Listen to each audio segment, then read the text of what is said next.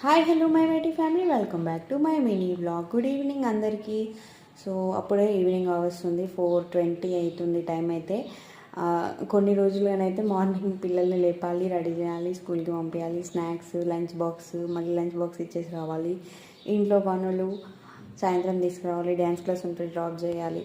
ఇవే జరుగుతుంది కొద్ది రోజులుగా. ఎందుకంటే ఇంకా వాళ్ళ 1 వీక్ 4-5 డేస్ నుంచి ఇంకా వాళ్ళ డాడీ శబరి వెళ్ళారు కాబట్టి కొంచెం టూర్కి వాళ్ళకి కావాల్సినంత నేనే చూసుకోవాల్సి వస్తుంది. మెయిన్గా మనమే చూసుకోవాలి, ఇద్దరి పిల్లల రెస్పాన్సిబిలిటీ మనం పైనే ఉంది అన్నప్పుడు పూర్తిగా వాళ్ళ మీదనే ఉంటుంది ధ్యాస అంతా.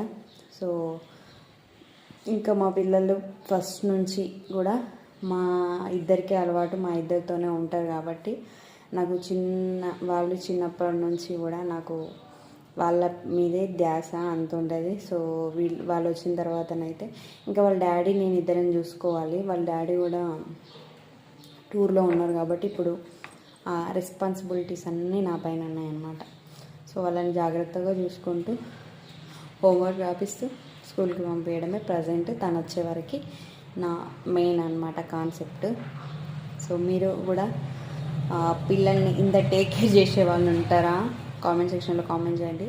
కొన్నిసార్లు నాకైతే ఎక్కువ కేర్ చేస్తానేమో అని అనిపిస్తుంది. అట్లా అన్న వాళ్ళు కూడా చాలామంది ఉన్నారు.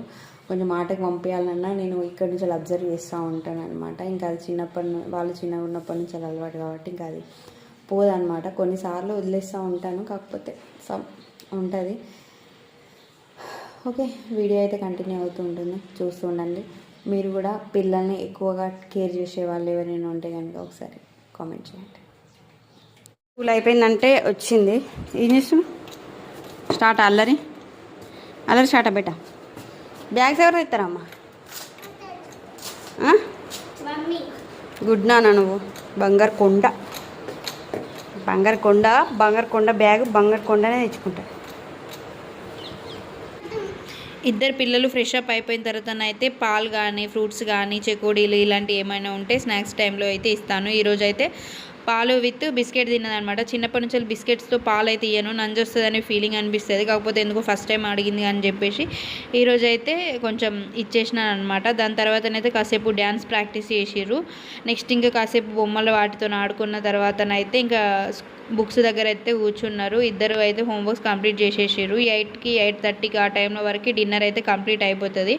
ఈరోజు కొంచెం లడ్డుపప్పకి అయితే నేను దింపేయాల్సి వచ్చిందనమాట. నెక్స్ట్ ఇంకా ఏదైనా ఒక ప్రోగ్రామ్ చూసుకొని టీవీ ఆఫ్ చేసి ఇంకా బెడ్లోకి వెళ్ళి ముచ్చట్లు పెట్టుకుంటూ పడుకుంటాం అనమాట.